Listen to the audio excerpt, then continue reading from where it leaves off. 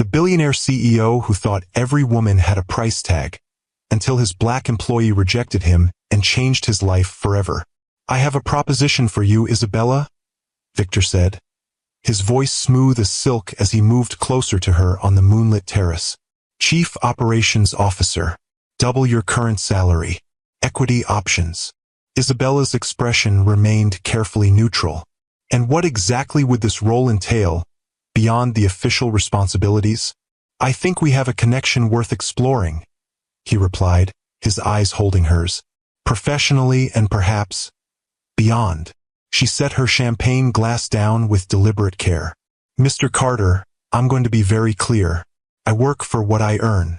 I'm not for sale." The words hit him like a physical blow. In his world of billion-dollar deals and luxury penthouses, everything had a price: loyalty, affection, companionship. Yet here stood this woman, rejecting not just his advance but the entire framework through which he viewed the world.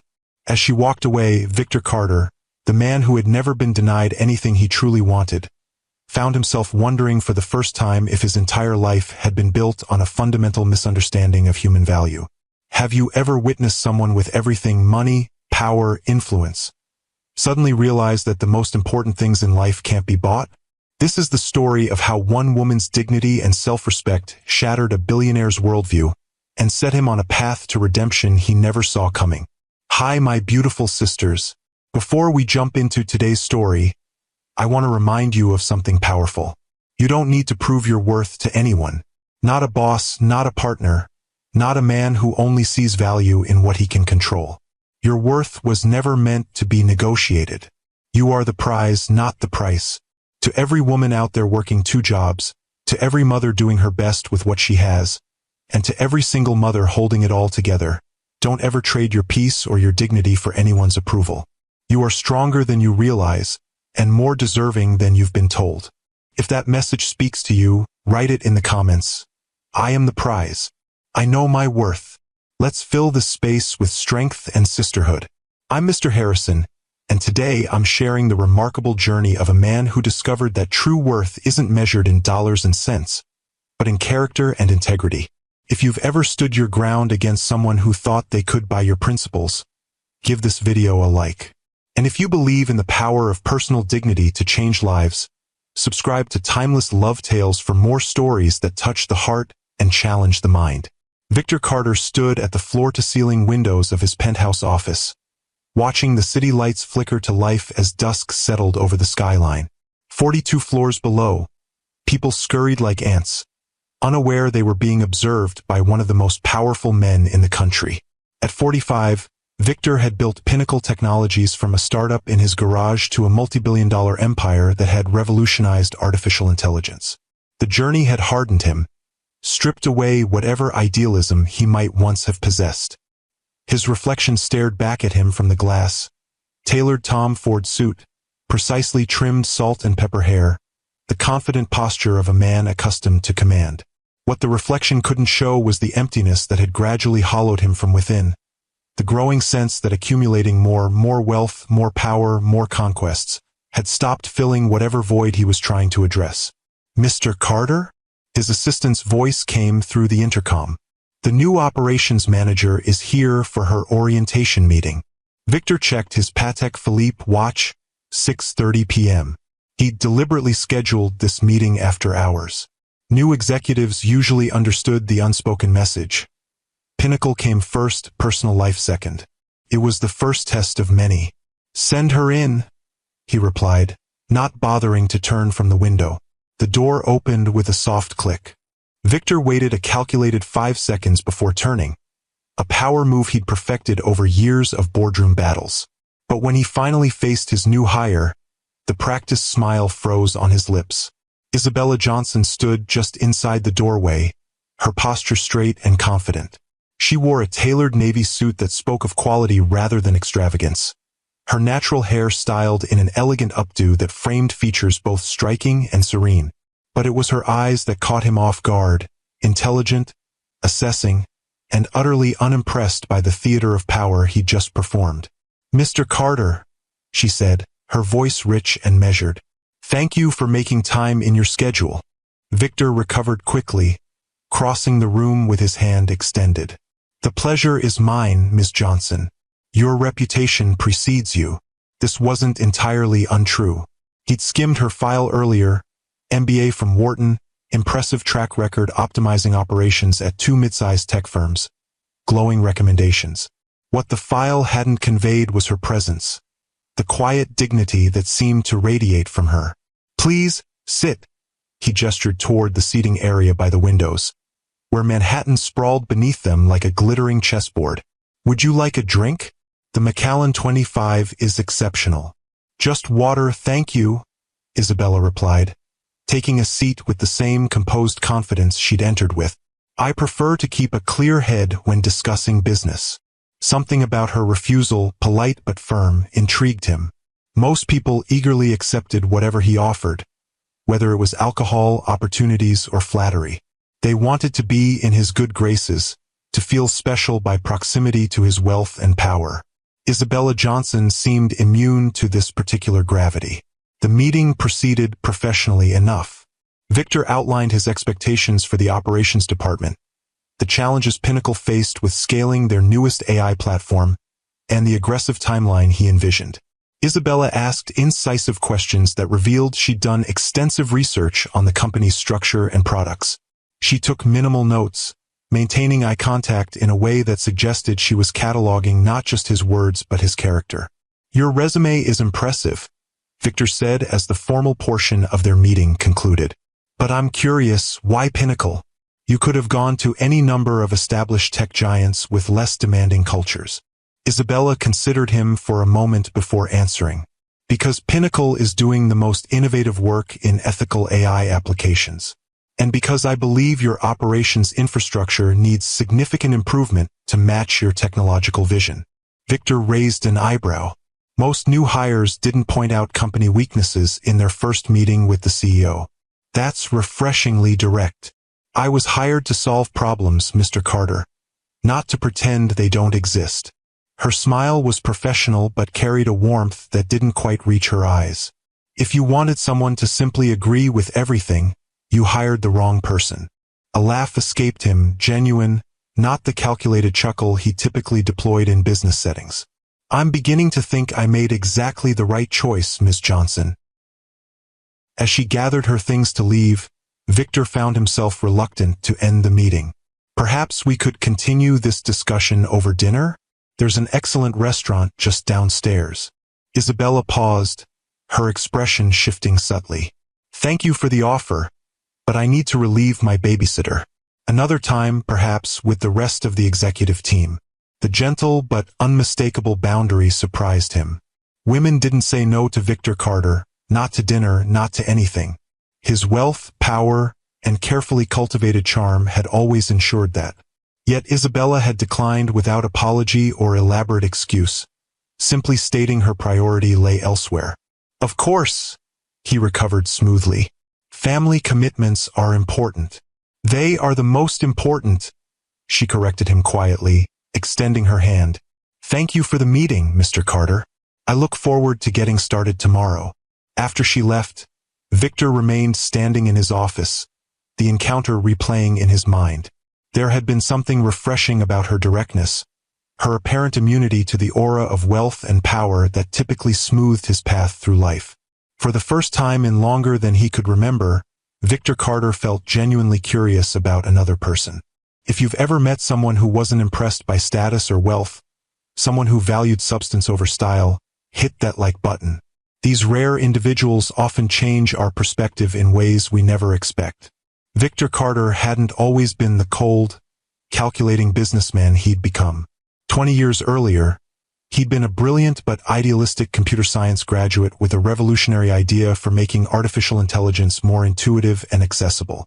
He'd worked 18-hour days in a rented garage, surviving on ramen noodles and coffee, driven by the belief that his technology could change the world. His first investor meeting had been a disaster. 5 straight rejections from venture capitalists who couldn't grasp his vision. The 6th, however, had offered him $500,000 for a 40% stake in his fledgling company. Desperate and running out of options, Victor had accepted, not realizing he was making the first of many compromises that would gradually erode his idealism.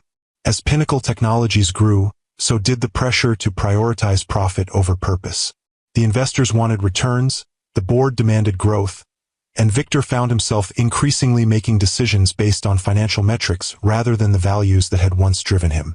Each compromise made the next one easier, until eventually, the idealistic innovator was replaced by a ruthless CEO who saw the world as a series of transactions. Women had become another commodity in Victor's life. Beautiful, interchangeable companions attracted to his wealth and power. He dated models, actresses, and socialites, showering them with expensive gifts and exotic vacations, but never allowing them close enough to see the emptiness behind his carefully constructed facade. These relationships followed a predictable pattern. Initial fascination, lavish courtship, gradual disillusionment, and eventual replacement. Victor had convinced himself this was simply the natural order of things. Everything and everyone had a price, and once paid, diminishing returns inevitably followed. Over the following weeks, Isabella Johnson proved herself exceptional at her job. She identified inefficiencies in Pinnacle's operations that had been draining millions annually, restructured the supply chain to reduce delays, and implemented a new project management system that increased productivity across departments. The executive team, initially skeptical of an outsider making such sweeping changes, quickly became her advocates. The Johnson method is working. Victor overheard his CTO telling another executive in the hallway. We're seeing a 22% increase in development efficiency since she reorganized the workflow. And have you noticed how people actually seem happier? The other executive replied. My team used to dread the weekly status meetings. Now they're coming prepared with ideas and solutions. Victor found himself creating reasons to interact with her. Operations reviews that could have been handled by lower-level executives. Meetings where her presence wasn't strictly necessary. Casual visits to her department under the guise of checking on various projects. Each encounter left him more intrigued. Isabella was unfailingly professional, brilliant in her assessments, and somehow always just beyond reach. Unlike others in the company, she never laughed too hard at his jokes, never agreed simply to please him, never lingered after meetings seeking his approval. She treated him not as Victor Carter, billionaire CEO, but simply as her employer, deserving of respect but not adulation. It was maddening and magnetic. During one particularly heated executive meeting, Isabella calmly dismantled a proposal that would have outsourced a significant portion of their customer service department. The projected savings don't account for the loss of institutional knowledge or customer satisfaction, she explained, sliding a detailed analysis across the table. Our research shows that customers value speaking with representatives who understand our products intimately. Outsourcing might save us $8 million annually on paper, but the projected revenue loss from decreased customer retention would be nearly double that. Victor studied her as she spoke, noting how the other executives, all men who typically dominated these discussions, were listening with genuine attention. There was no condescension in their expressions, no impatience to interrupt. Isabella commanded respect not through intimidation or hierarchy, but through competence and clarity. What would you propose instead? Victor asked, genuinely curious. A hybrid model, she replied without hesitation. We maintain our core customer service team in-house but augment them with AI-assisted solutions that handle routine inquiries. This preserves the human touch for complex issues while still achieving approximately 65% of the cost savings in the original proposal. The solution was elegant, balanced, and preserved jobs while still addressing the financial concerns. Victor found himself nodding in agreement, impressed not just by her analysis but by her ability to find middle ground where others saw only extremes. Implement it, he decided, and I want weekly metrics on both customer satisfaction and cost savings. As the meeting concluded, Victor noticed something else unusual. Isabella didn't linger to bask in her victory or seek his approval. She simply gathered her materials, exchanged a few words with colleagues about next steps, and moved on to her next task. Her confidence wasn't performative. It was simply part of who she was. Later that afternoon, Victor's assistant delivered Isabella's personnel file to his desk, the complete version this time, not just the executive summary he'd skimmed before. He told himself this was standard due diligence for a high-performing executive, but he knew his interest went beyond professional curiosity. The file revealed details that both surprised him and made perfect sense. Isabella had worked her way through college as a single mother, earning her undergraduate degree in business while raising her son, Marcus. Her MBA from Wharton had been achieved through a combination of scholarships, loans, and night classes. Before joining Pinnacle, she had transformed operations at two struggling tech companies, saving one from bankruptcy and helping the other become attractive enough for acquisition. What the file couldn't capture was what made Isabella different from anyone else in Victor's orbit. Her unwavering sense of self-worth that seemed completely independent of external validation. In a world where he was accustomed to people deriving their value from his approval, Isabella's self-contained dignity was both refreshing and unsettling. At the quarterly executive retreat, Victor finally saw an opportunity. The company had rented an exclusive resort in the Catskills, and after a day of strategy sessions, the evening turned to cocktails and networking. Victor spotted Isabella on the terrace, slightly removed from the group, gazing at the mountains silhouetted against the twilight sky. "Not one for office politics?" he asked, joining her with 2 glasses of champagne. She accepted the glass with a small nod of thanks. "I find it more valuable to observe than to perform." "And what have you observed about Pinnacle so far?" He leaned against the railing, closer than strictly professional but not inappropriately so. "That it's a company of brilliant individuals who sometimes forget the power of true collaboration," she answered thoughtfully, "and that its leadership values results over process, sometimes to its detriment." "You mean me?" Victor said, amused rather than offended. "You set the tone, Mr. Carter." Her gaze was direct, unfiltered by the deference he was accustomed to. "The company reflects your priorities. And what do you think those priorities are?" Isabella took a sip of champagne before answering. "Growth, innovation, excellence. All admirable." She paused. "But sometimes at the expense of sustainability and human connection." The assessment was uncomfortably accurate. Victor found himself wanting to defend his approach but also curious about her perspective. "And what would you prioritize differently?" "I wouldn't presume to tell you how to run your company," she said with a slight smile. "But in my experience, organizations that value people as much as profits tend to achieve both more sustainably." Their conversation continued as the sky darkened and stars emerged. Victor found himself sharing thoughts about business and leadership he rarely voiced, drawn out by Isabella's thoughtful questions and genuine interest. For once, he wasn't performing the role of charismatic CEO. He was simply engaged in a stimulating conversation with an equal mind. "Tell me about your son," Victor said, genuinely interested in this part of her life she clearly valued above all else. Something in Isabella's expression softened.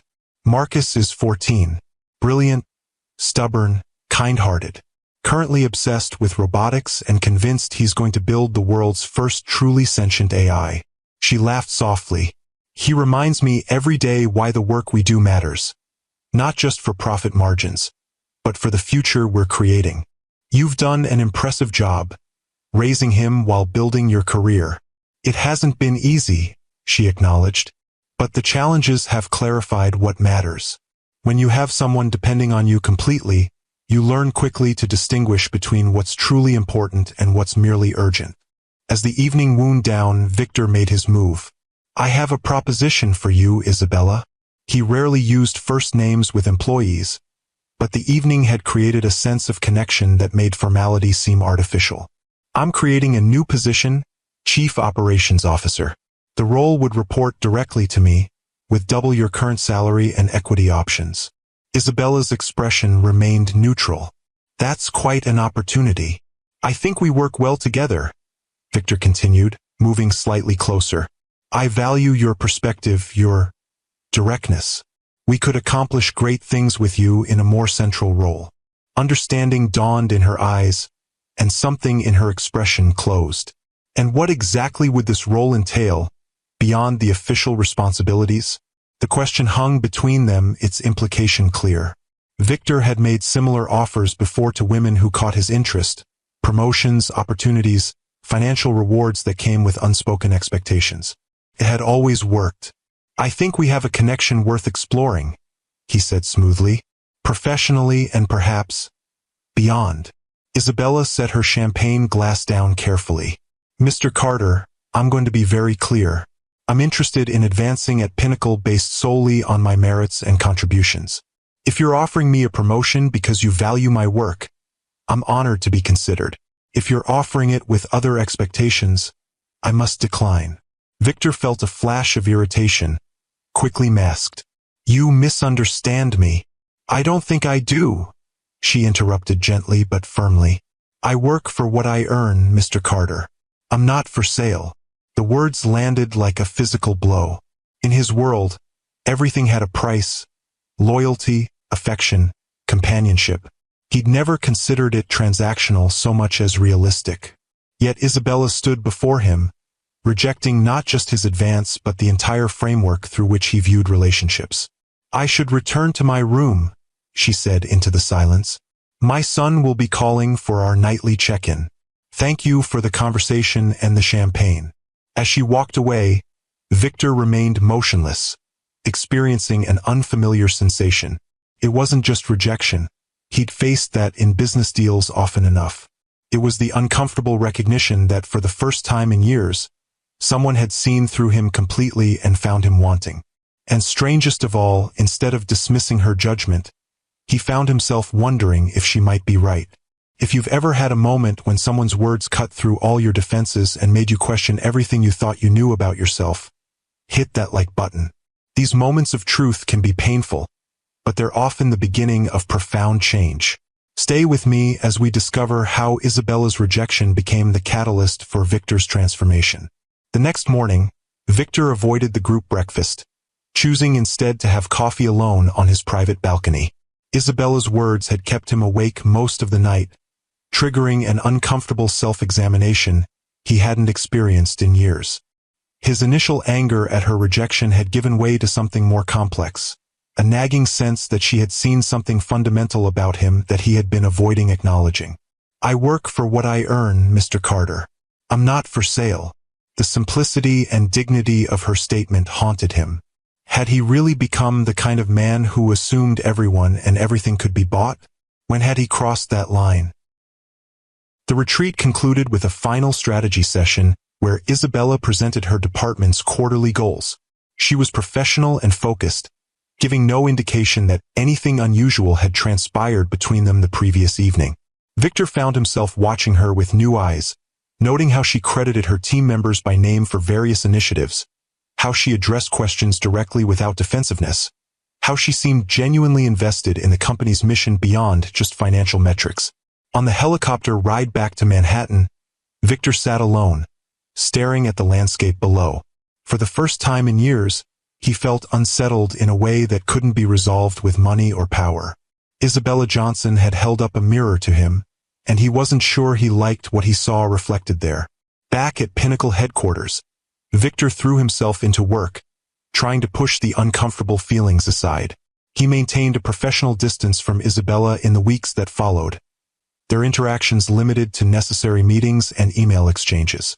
If she noticed the change in his behavior, she gave no indication, continuing to excel in her role with the same quiet competence that had first caught his attention. But something had shifted inside him. Victor found himself noticing things he'd previously overlooked. The exhaustion in his executive assistant's eyes after he demanded she work through another weekend. The nervous deference of junior employees who clearly feared his criticism. The transactional nature of nearly every relationship in his life. One evening, working late, he overheard a conversation from the break room near his office. "How's Marcus doing with the science project?" a woman's voice asked. Diane from accounting, he thought. "Getting there," Isabella replied. "The regional competition is next weekend, and he's determined to qualify for nationals this year. You'll be there, right? Even with the Singapore client meeting." "Absolutely. I've arranged to take the red-eye Friday night after the client dinner. I'll be tired, but I wouldn't miss it. Some things aren't negotiable."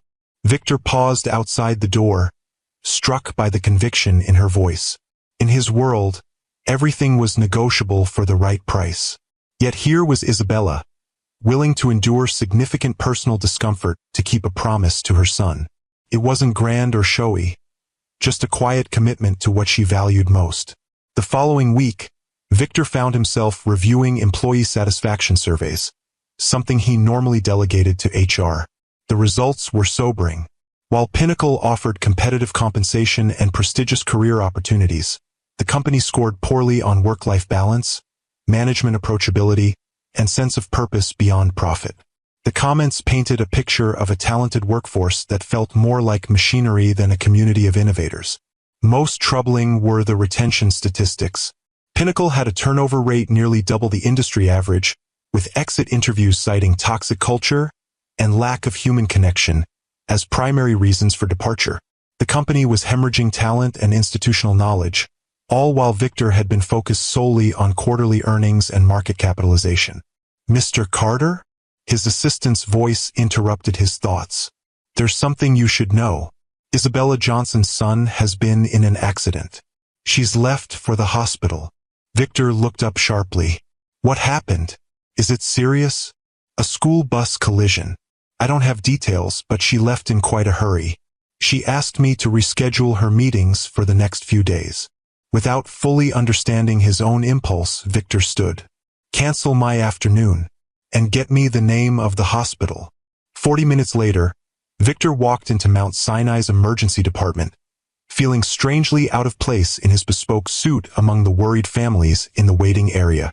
He spotted Isabella immediately, sitting alone, her usual composure replaced by the unmistakable tension of a parent fearing for their child. "Ms. Johnson," he said quietly, approaching her. She looked up, surprise momentarily displacing worry. "Mr. Carter, what are you doing here?" It was a fair question, one he wasn't entirely sure he could answer. "I heard about your son. I wanted to see if there was anything you needed." "That's unexpected." She gestured to the chair beside her. "The doctors are with him now. The initial scans look promising. No internal bleeding, but he has a broken leg and possible concussion." Victor sat, noticing the tremor in her hands that belied her calm recitation of facts.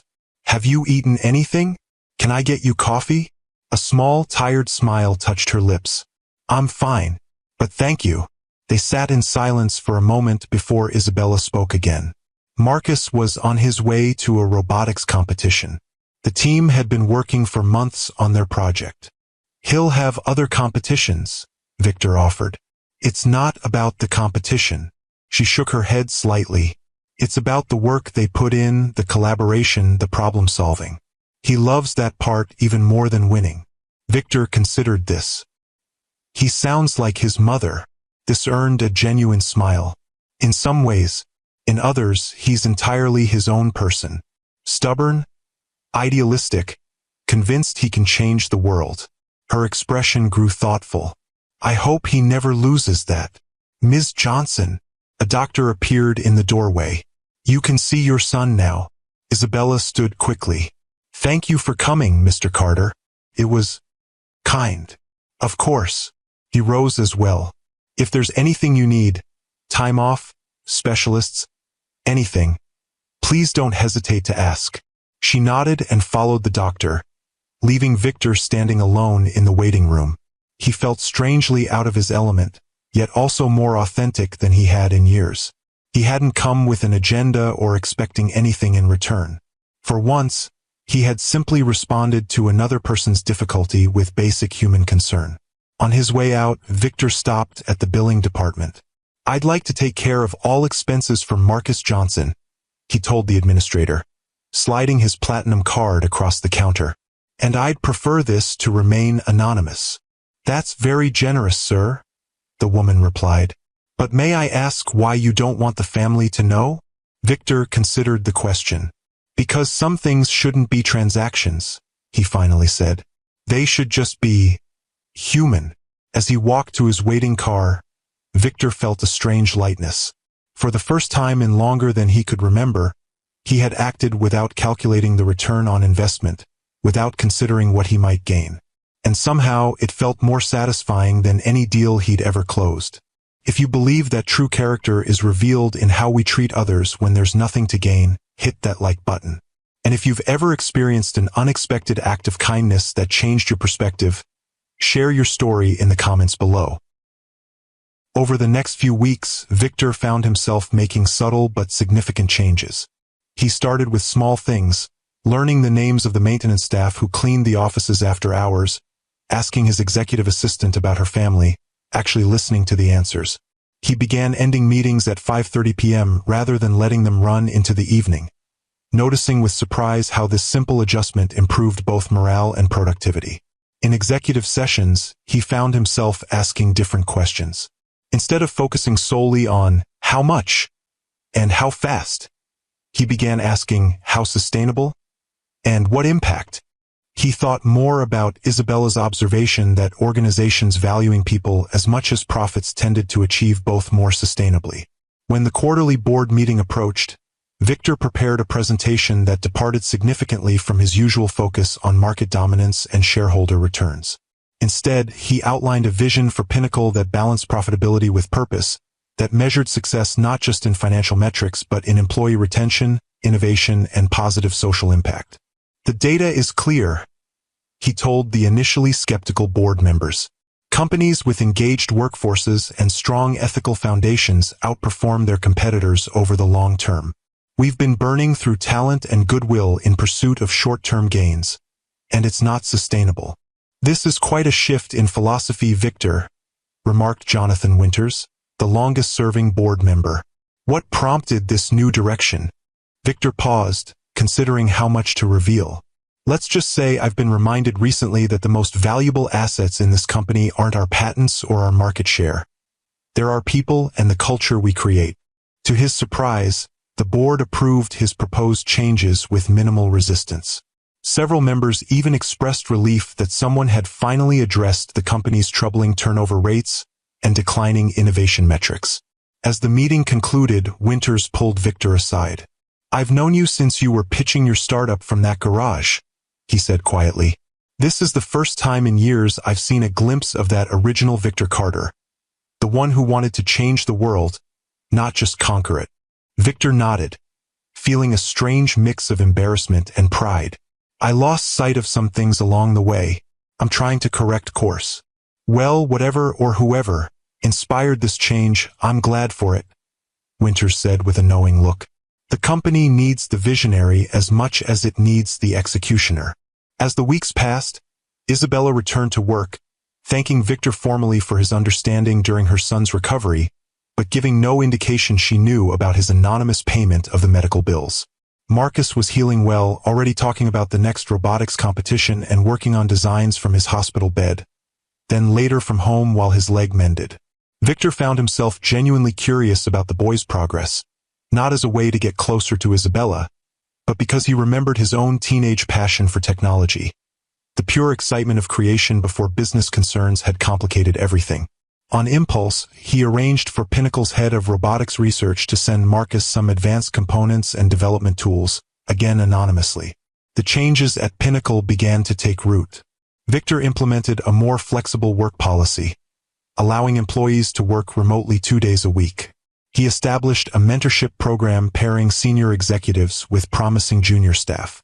Most significantly, he launched a review of compensation structures across the company, addressing inequities that had long been ignored. During this process, he discovered something troubling, a pattern of women and minorities being paid less than their white male counterparts with similar qualifications and responsibilities. Isabella's department was the notable exception, where she had already implemented equitable compensation practices. "I want this fixed immediately," Victor told his CFO, "and I want a complete overhaul of our hiring and promotion practices to ensure this doesn't continue. It's going to impact the bottom line this quarter," the CFO warned. "I'm aware," Victor replied, "but it's the right thing to do and ultimately it's good business. We can't claim to be innovators while perpetuating outdated inequities."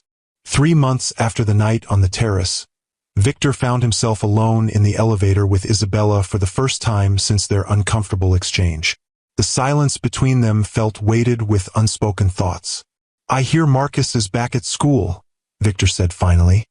Fully recovered? Isabella looked surprised at the personal inquiry. Yes, thank you. He's already preparing for the state robotics championship next month. That's good to hear. Victor hesitated, then continued.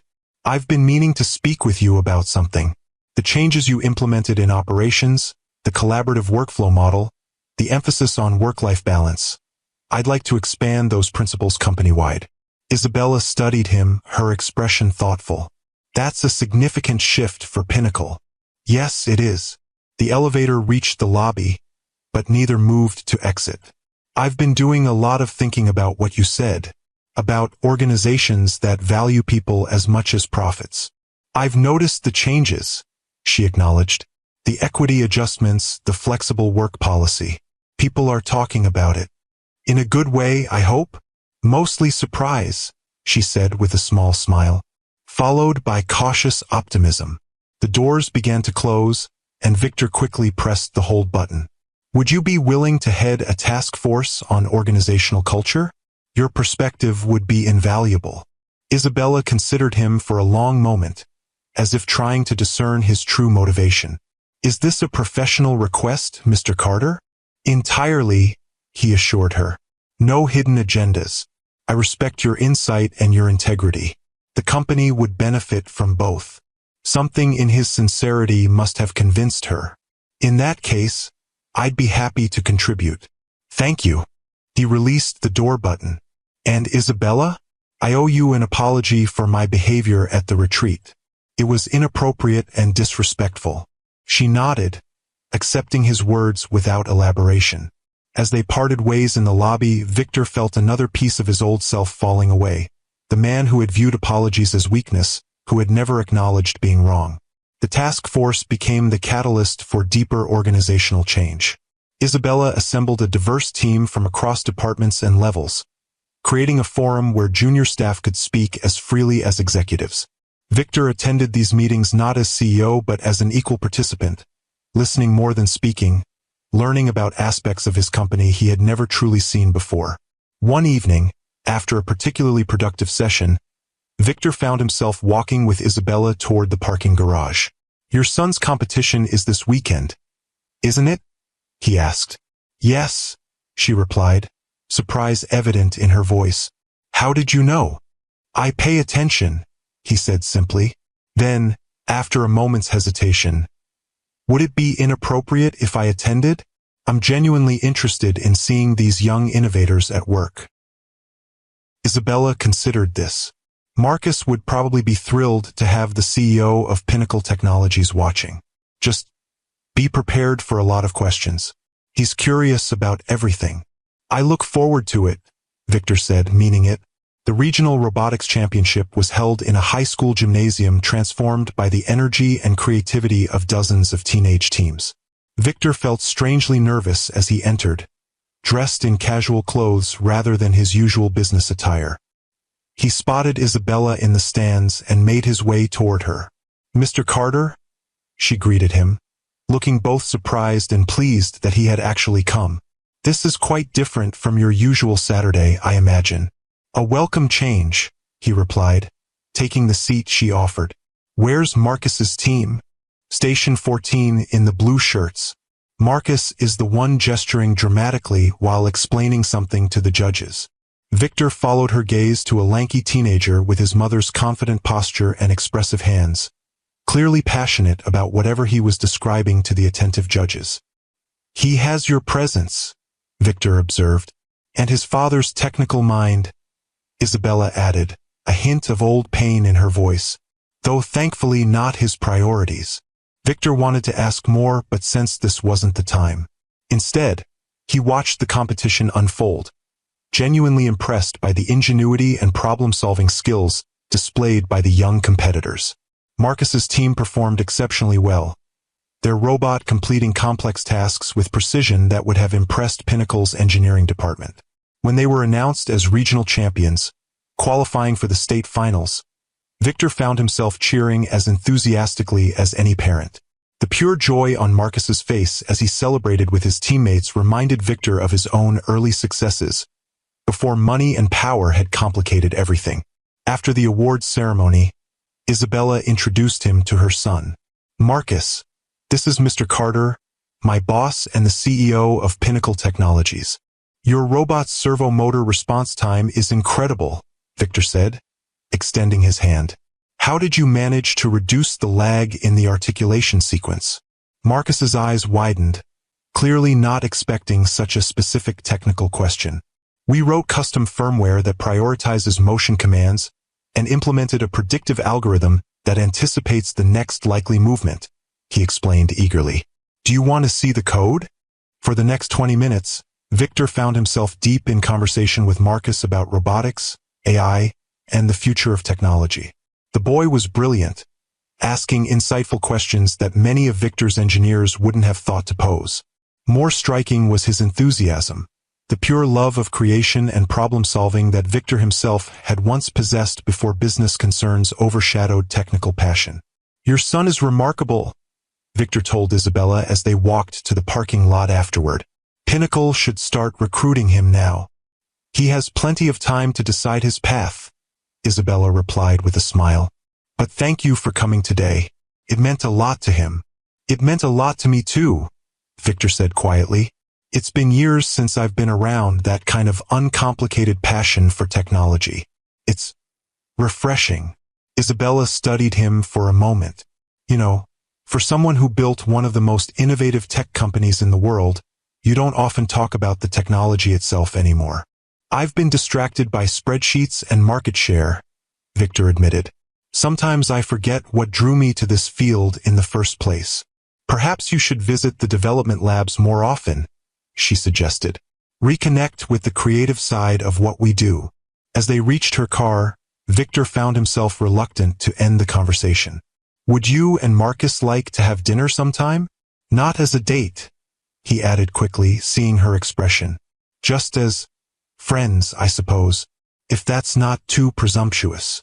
Isabella considered him for a long moment. You've changed, Victor, she said finally, using his first name for the first time. I'm not entirely sure why or how much, but it's noticeable. I had a good teacher, he replied simply. She smiled at that. Dinner would be nice, as friends. If you've ever witnessed someone's genuine transformation, not just changing their behavior but reconsidering their fundamental values, share your thoughts in the comments. True change is rare and powerful, and it often begins with a single moment of truth that forces us to see ourselves clearly. 2 weeks later, Victor sat across from Isabella and Marcus at a casual Italian restaurant in Brooklyn, far from the exclusive Manhattan establishments where he typically dined. He had suggested the venue after learning it was one of their favorites, wanting them to feel comfortable rather than impressed. So you really started Pinnacle in a garage? Marcus asked, his enthusiasm for technology extending to its history. Like Apple and Microsoft? A rented garage with spotty electricity and no heating, Victor confirmed, smiling at the memory. I slept on a futon next to my servers for the first year. The landlord thought I was crazy. What made you believe in your idea so much? Marcus leaned forward, genuinely curious. Even when no one else did? The question gave Victor pause. It had been years since he'd thought about those early days, about the pure conviction that had driven him before money and power became his metrics for success.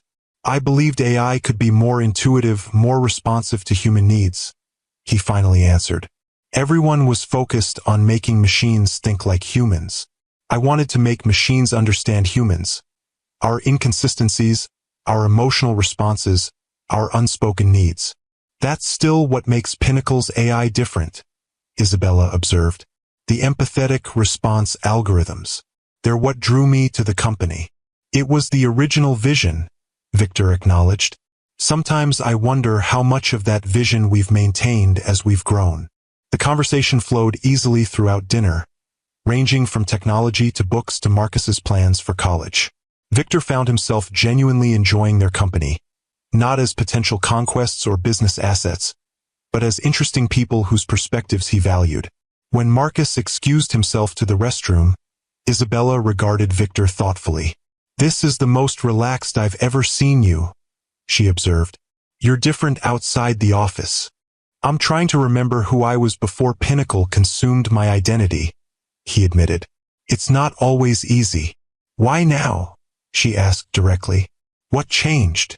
Victor considered deflecting but found himself wanting to offer honesty instead.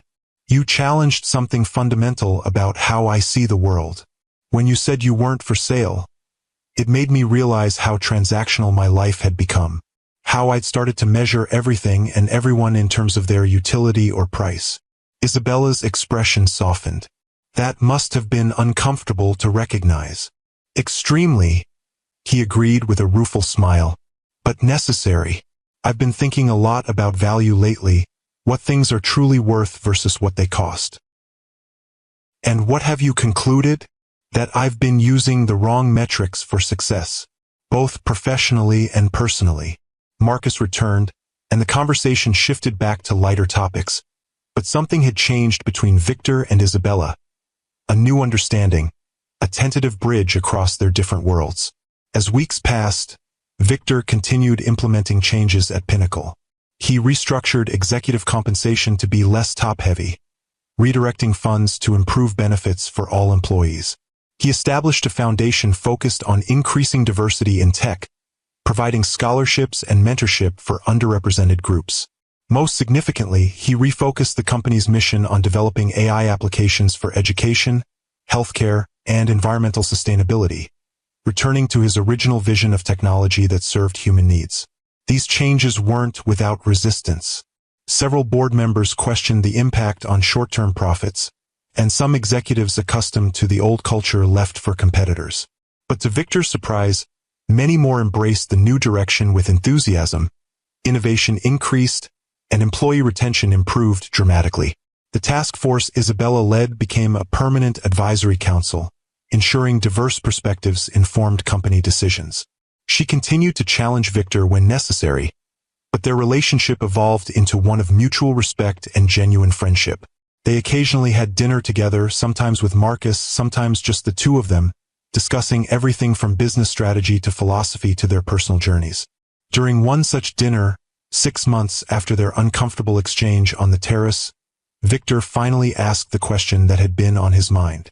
What happened with Marcus's father? If you don't mind my asking. Isabella was quiet for a moment, considering whether to share this part of her life. He was my professor in graduate school, she finally said. Brilliant, charismatic, married. I was young and impressed by his mind, his confidence. When I got pregnant, he made it clear that his career and family couldn't accommodate our mistake. He offered money for an abortion, then later for child support in exchange for my silence. I'm sorry, Victor said quietly, understanding how painful this must have been. Don't be. It taught me early what I value and what I don't. She met his eyes directly. I chose my son and my integrity over security or approval. It was the best decision I ever made, even though it meant working twice as hard for everything afterward. Victor nodded, seeing clearly how this experience had shaped her uncompromising sense of self-worth. Marcus is lucky to have you as his model. I hope so, she said softly. I want him to understand that his value isn't determined by other people's assessments or by what he can acquire. That true worth comes from within. The lesson resonated deeply with Victor, who had spent decades measuring his value through external metrics: wealth, power, conquest. I wish someone had taught me that earlier, he admitted. It's never too late to learn, Isabella replied with a gentle smile. As spring turned to summer, Pinnacle hosted its annual charity gala, traditionally an ostentatious display of the company's success and Victor's status. This year, however, Victor transformed the event into a showcase for the Pinnacle Foundation's new initiative supporting STEM education in underserved communities. The highlight of the evening was the announcement of the Isabella Johnson Scholarship Program, providing full university funding and mentorship for promising students from disadvantaged backgrounds. Victor had planned the initiative for months but had kept it secret from Isabella until the public announcement. When he called her to the stage, her surprise was evident. This program embodies the values that have transformed Pinnacle over the past year, Victor told the assembled guests. Values of integrity, opportunity, and recognizing that true talent and worth exist everywhere, not just in privileged spaces. Later, as the event wound down, Isabella found Victor alone on the terrace, reminiscent of their conversation months earlier that had changed everything. "You didn't have to name it after me," she said, joining him at the railing. "I wanted to honor the person who helped me rediscover what matters," he replied simply, "who reminded me that not everything has a price." "Thank you," she said quietly, "not just for the scholarship, but for listening, for being willing to change." "I should be thanking you," Victor countered. "You saw something in me worth challenging when it would have been easier to just play along or walk away." They stood in comfortable silence for a moment, looking out at the city lights. "Victor," Isabella said finally, turning to face him, "I've been offered a position as COO at Meridian Systems." The news hit him with unexpected force. "That's a significant opportunity." "It is," she agreed, "but I wanted to discuss it with you before making my decision." "Are you unhappy at Pinnacle?" he asked, trying to keep his voice neutral despite the sinking feeling in his chest. "Not at all. The changes you've implemented have made it a place I'm proud to work." She paused. "But this offer would mean advancement, new challenges, and honestly, a substantial increase in compensation that would help with Marcus's college expenses." Victor nodded, understanding her practical considerations. A part of him wanted to immediately counteroffer, to use Pinnacle's resources to keep her. But he recognized that would be falling back into old patterns, trying to buy what he valued rather than respecting its inherent worth. "You would be an exceptional COO," he said sincerely. "Meridian would be fortunate to have you." Isabella studied him, seeming to search for something in his expression. "Is that all you have to say?" Victor took a deep breath. "Professionally, I would hate to lose you. Pinnacle is better because of your influence. Personally," he hesitated, then continued with honesty, "I would miss our conversations, your perspective. Your friendship has become important to me."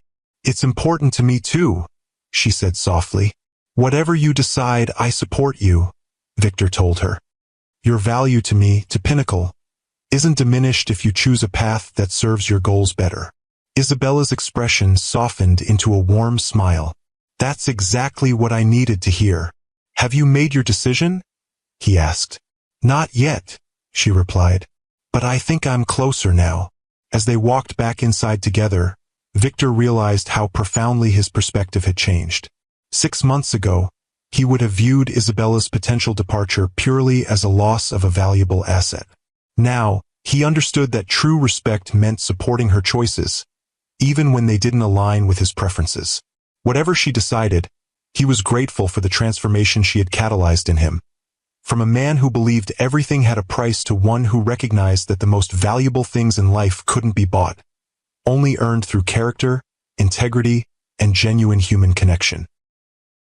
If you believe that true growth often comes through the people who challenge us most, hit that like button.